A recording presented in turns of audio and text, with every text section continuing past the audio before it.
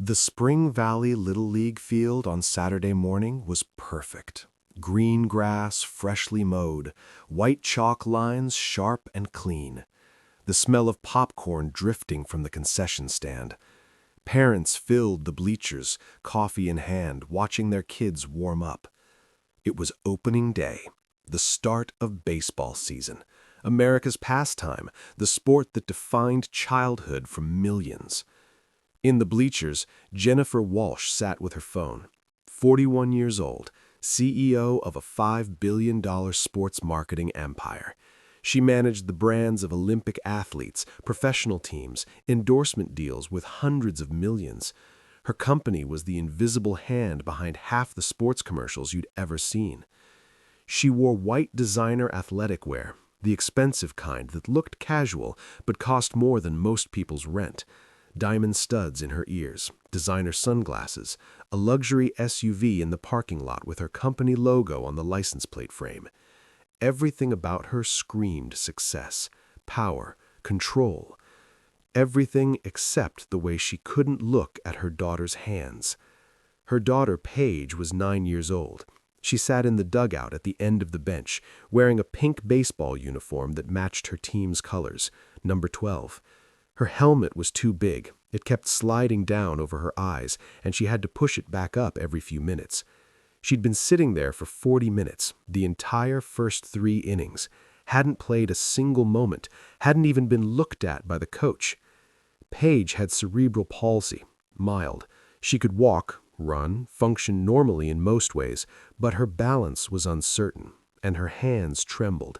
Not constantly, but under stress, when she tried to grip something tightly, a pencil, a fork, a baseball bat, they shook.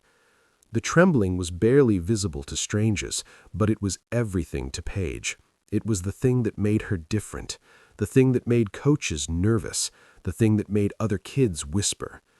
And it was the thing her mother couldn't bear to acknowledge.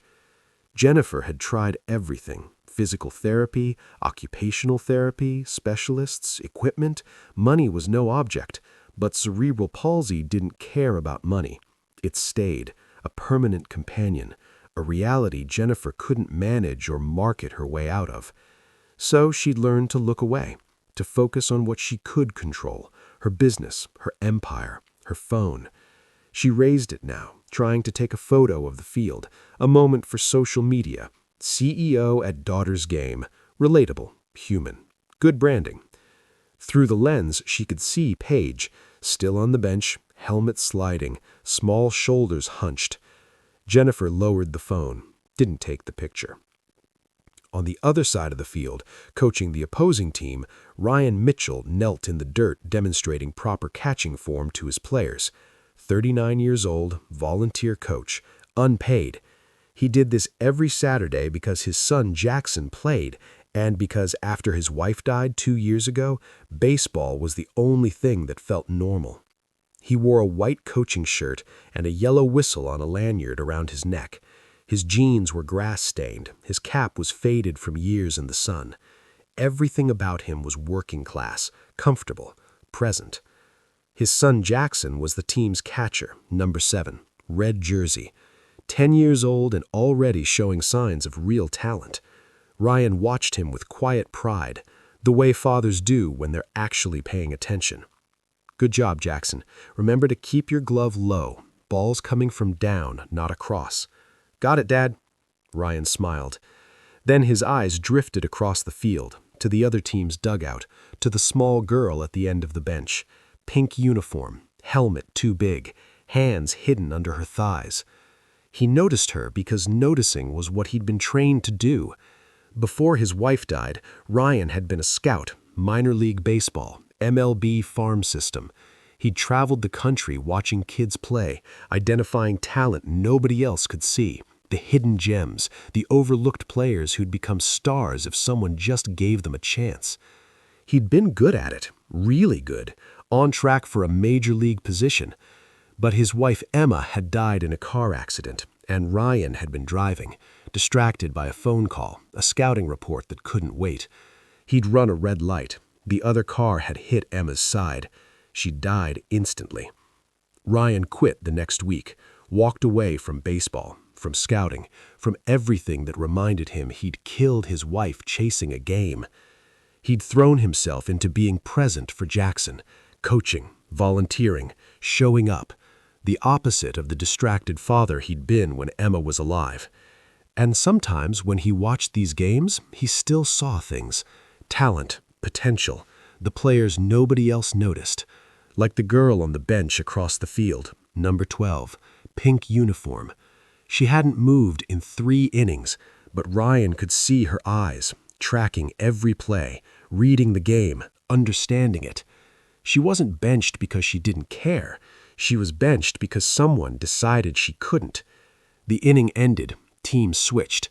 Ryan's team took the field. The other team, Paige's team, came to bat. Players shuffled in the dugout. The coach called names, batting order. One by one, kids grabbed helmets and bats.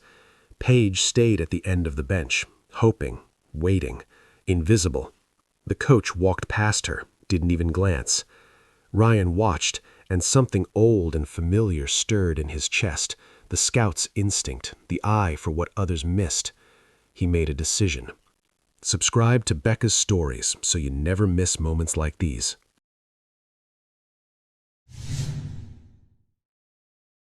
The 4th inning started. Paige's team was batting, down by 3 runs. Coach was focused on winning, calling in his strongest hitters. Paige remained on the bench. Her helmet had slipped down again, covering her eyes. She pushed it up with both hands. Her fingers trembled slightly from the effort. She tucked her hands back under her thighs, hiding them, ashamed.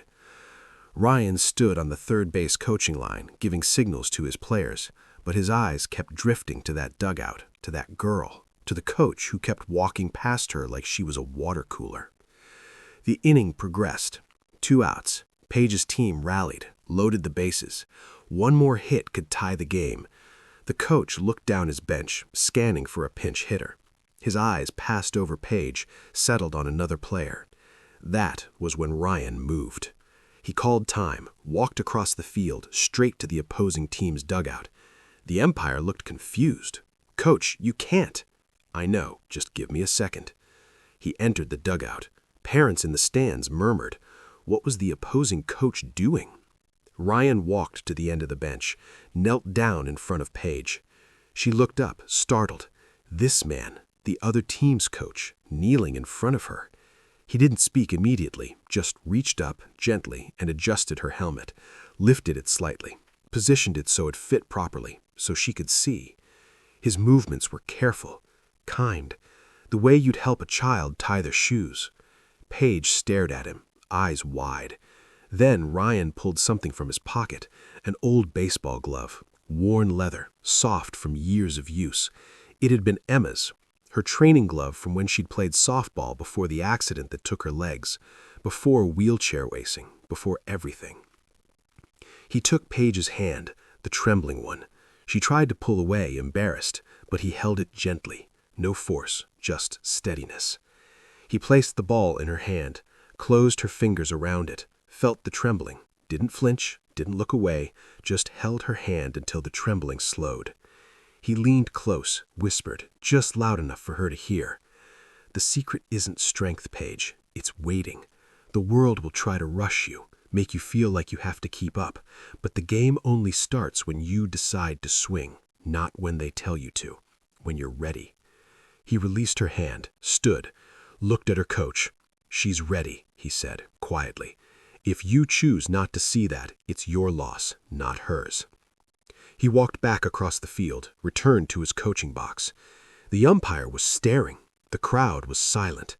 Paige sat on the bench holding the ball, feeling where his hands had been, where he'd touched her trembling fingers without fear, without shame, like they were normal, like she was normal.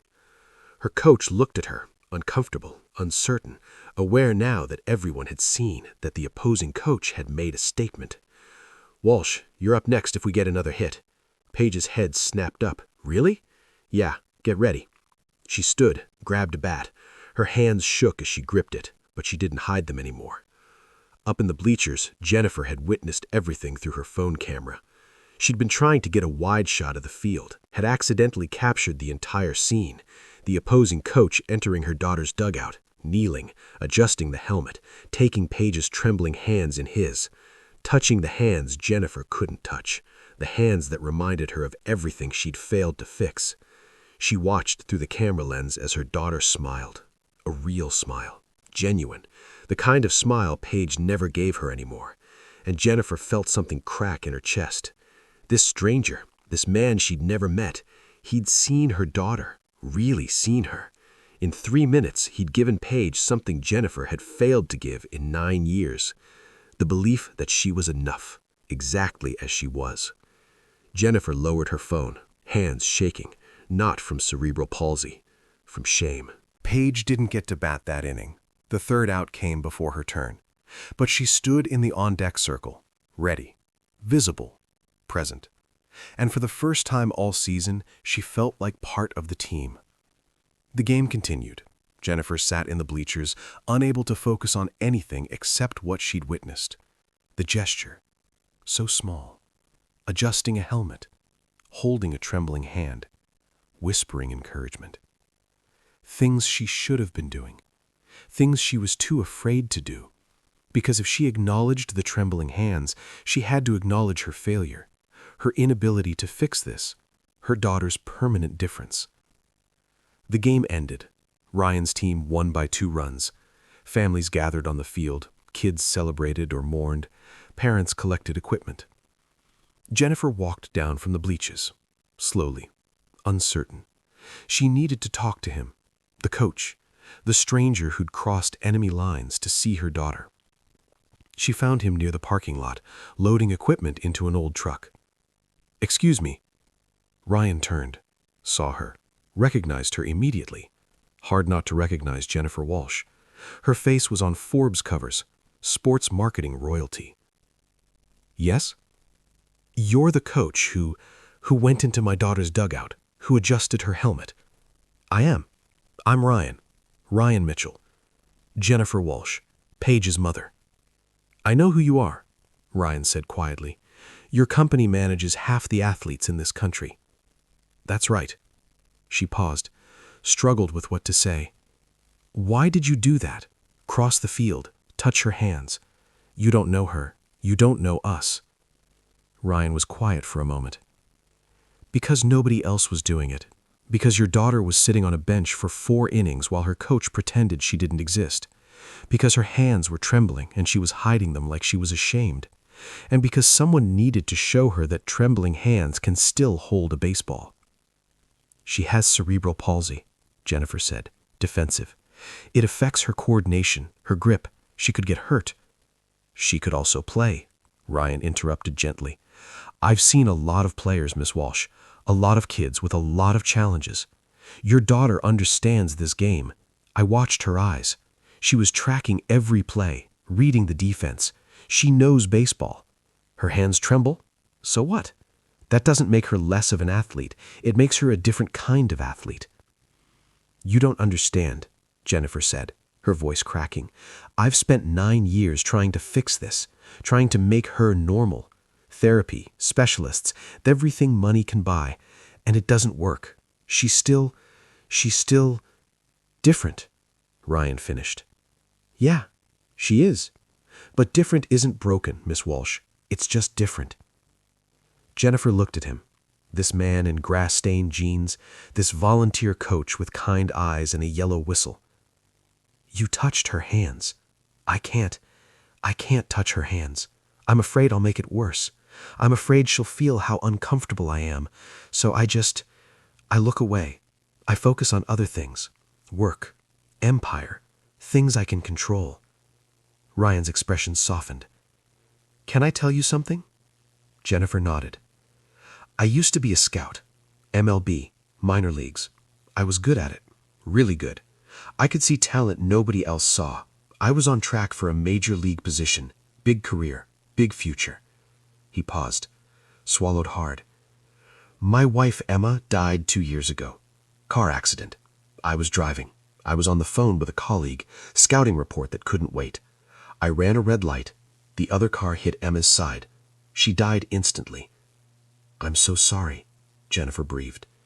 "I killed her chasing baseball, chasing success, chasing the next big player.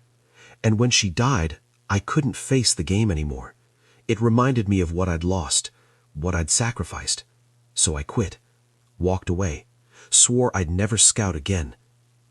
But you're coaching, Jennifer observed. I'm volunteering, for my son, for kids like Paige, because I learned something after Emma died. The game isn't about winning. It's not about finding the next star player. It's about belonging.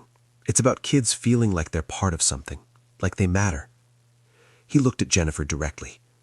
Your daughter doesn't need to be cured. She doesn't need to be fixed. She needs to be chosen. She needs someone to look at her trembling hands and say, "So what? You're still on my team." That's all. That's everything. Jennifer felt tears running down her face. I know you're right, but I don't know how to do that. I don't know how to stop seeing the disability and start seeing her. You start by touching her hands, Ryan said simply. You stop being afraid. You hold them. You tell her they're perfect exactly as they are, because they are, Miss Walsh. They're her hands, and they're perfect. Jennifer sat in her car in the parking lot for 20 minutes after Ryan left, just sitting, thinking, feeling. She'd built an empire managing athletes, crafting their brands, making them marketable, profitable, successful. But she couldn't see her own daughter as an athlete, couldn't market the most important person in her life as anything except broken. She drove home in silence. Paige sat in the back seat, looking out the window. "How was the game, honey?" Jennifer finally asked, trying for normal, failing. Paige didn't turn, kept looking out the window. "It was okay." "Coach put you in the on-deck circle? That's good, right?" "Only because Coach Ryan made him." Jennifer's hands tightened on the wheel. "What do you mean?" Paige finally turned, looked at her mother in the rearview mirror, eyes older than 9. "Mommy, Coach Ryan saw me today. You were there, but only he saw me." The words hit like a physical blow. Jennifer pulled over, parked on the side of the road, turned around in her seat. "Paige." "He touched my hands," Paige continued quietly. "My shaking hands. He held them like they were normal. You never touch my hands, Mommy. You look away, like you're scared of them, like they're bad." "They're not bad," Jennifer said desperately. "They're just different," Paige finished. "I know. Everyone knows. But Coach Ryan touched them anyway. He didn't look away. Why can't you do that?" Jennifer couldn't breathe, couldn't speak, couldn't do anything except stare at her daughter and realize she'd been failing her in the most fundamental way possible. Not by failing to fix her, by failing to accept her. "I'm sorry. I'm so sorry, Paige. You're right. I've been looking away. I've been afraid, not of your hands, of my failure, of not being able to make you perfect." "I don't want to be perfect," Paige said, voice small but certain. "I just want you to see me, like Coach Ryan did, like I'm a player, not a problem." Jennifer unbuckled her seatbelt, climbed into the back seat, sat next to her daughter, and slowly, carefully, she took Paige's hands, both of them, felt the trembling, the involuntary shaking, the thing she'd been avoiding for 9 years. "These hands are perfect," Jennifer said, voice breaking. "They're yours, and I love them. I love you, exactly as you are. I'm sorry I made you feel like you needed to be fixed. You don't. You never did." Paige stared at her mother, then broke, completely, sobbed into Jennifer's shoulder. 9 years of feeling broken, of hiding, of believing she was too different to be loved. Jennifer held her hands, and didn't let go. Monday morning, Jennifer called a meeting with her executive team. I want to launch a new initiative, she announced. Adaptive sports marketing. We're going to represent athletes with disabilities, partner with Paralympic programs, create visibility for players who've been invisible. Her VP of operations looked skeptical. That's niche, not very profitable. I don't care about profitable, Jennifer said, and meant it. I care about right. We're doing this, and we're doing it well. She called Ryan that afternoon. I want to hire you. As what? Ryan asked, surprised. Consultant, partner, whatever you want to call it. I want to create an adaptive baseball league, little league level, for kids like Paige. Kids who get left on benches because coaches don't know how to work with them. I want you to design it, run it, teach coaches how to see players instead of disabilities. Ryan was silent for a long moment. Miss Walsh, Jennifer, please. Jennifer, I'm not a therapist. I'm not a specialist.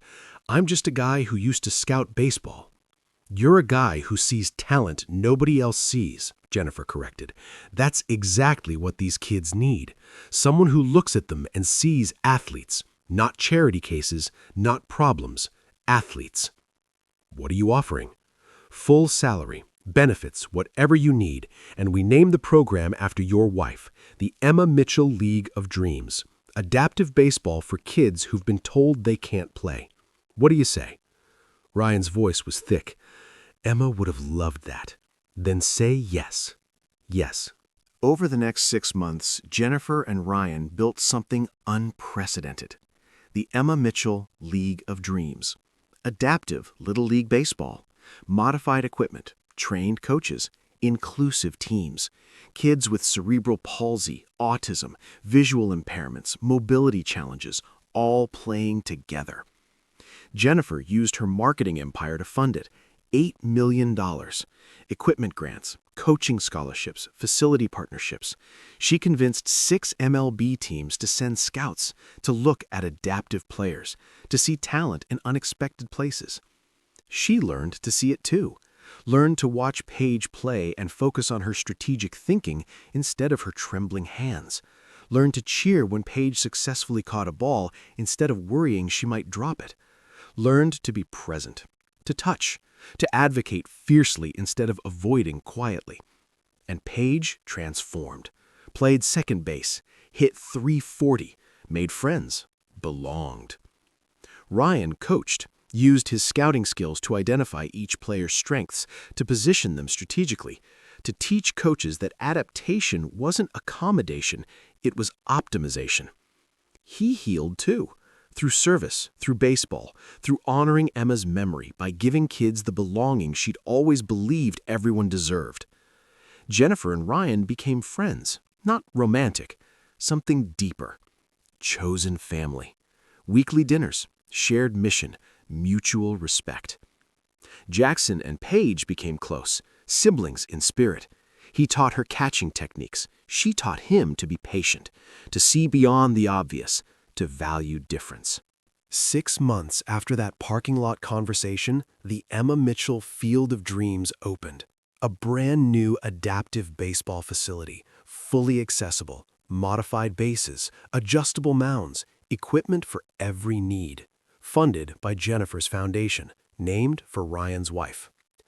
Opening day, the first game, Paige's team versus Jackson's team. Mixed abilities, full inclusion. Jennifer stood in the bleachers, no phone, hands empty except for a bag of sunflower seeds Paige had asked her to bring. Eyes on the field, fully present. Paige played second base, wearing number 12, pink uniform, helmet that actually fit. Ryan had helped her find the right size. First inning, bases loaded, Jackson at bat. He hit a line drive to second base. Paige fielded it cleanly, trembling hands and all, through to first. Out. The crowd erupted. Jennifer screamed, jumped, cheered like she'd never cheered for anything in her life. After the game, Paige ran to her mother, sweaty, dirty, happy. Jennifer caught her, held her hands, the trembling hands she'd been afraid to touch for 9 years. "You were amazing," Jennifer said. "Did you feel it? The ball in your glove, the throw to first?" "I felt it, Mom. I felt everything. I'm so proud of you." "I know, Mom," said Paige, smiling. "I can tell. You're watching now. You see me." "I see you," Jennifer confirmed. "Always, I promise." Across the field, Ryan stood with Jackson, watching. He pulled out an old notebook, Emma's scouting notebook, the one she'd used before the accident, before wheelchair racing, when she'd played softball and dreamed of the majors. He'd written in it today, his first scouting notes in 2 years. Player number 12, Paige Walsh, second base. Challenges, mild CP, hand tremor. Strengths, strategic thinking, anticipates plays, reads batters, works twice as hard as anyone else. Conclusion, future captain material. Don't sleep on her. He closed the notebook, looked up at the sky. "This one's for you, Emma. The kids you would have championed. The players nobody else sees. They're playing now. They're being seen." A banner hung over the field, red letters on white fabric. Emma Mitchell, Field of Dreams, where every player belongs. Beneath it, a smaller plaque. "In memory of Emma Mitchell, Paralympic athlete, softball player, believer in second chances. The game isn't about winning, it's about belonging." Jennifer walked over to Ryan. They stood together, watching the kids celebrate, watching Paige and Jackson laugh together. "We did it," she said quietly. "You did it," Ryan corrected. "You chose to see differently. That's the hard part. The rest was just logistics." "You taught me how." "Emma taught me how. I just passed it on." They stood in comfortable silence. Two people who'd been broken in different ways, who'd found healing in the same mission, in seeing the invisible, in choosing the overlooked, in building belonging. "How many kids are playing now?" Jennifer asked.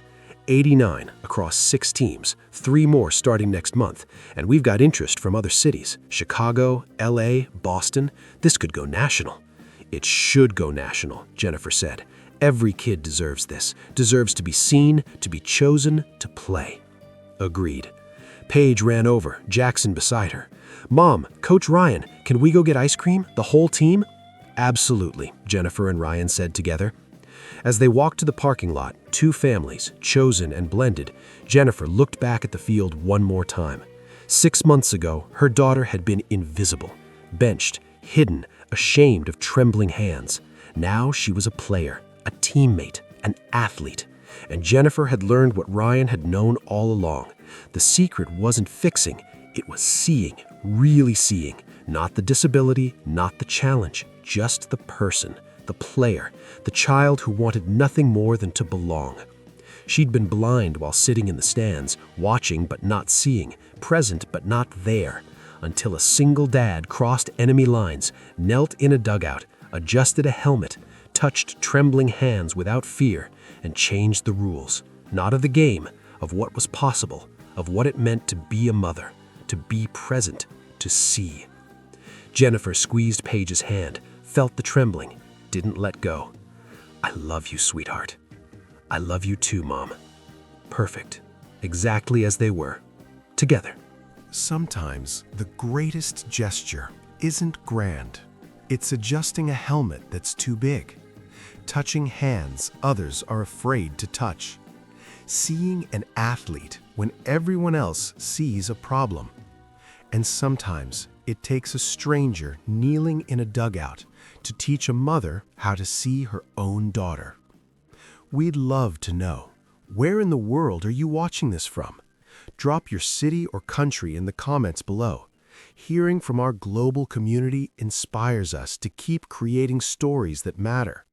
If this one moved you, subscribe so these stories keep finding you.